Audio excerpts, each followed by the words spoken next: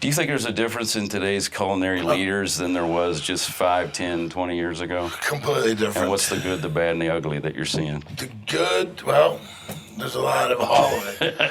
You know, when I started cooking, there was no celebrity chef to say, so people got into this, I feel, for probably a lot of different reasons.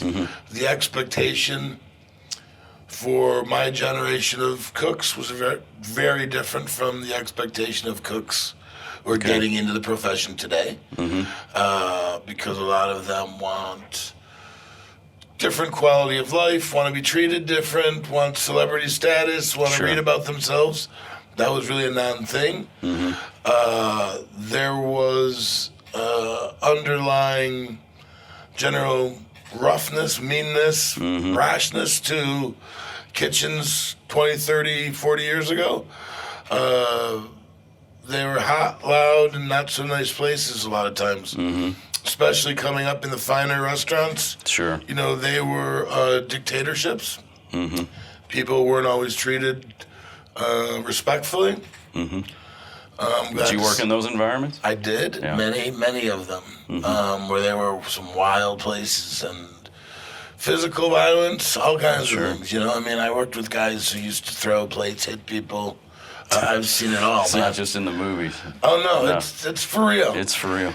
And it's horrible because now we realize that management style doesn't work. It's not effective. It's not positive.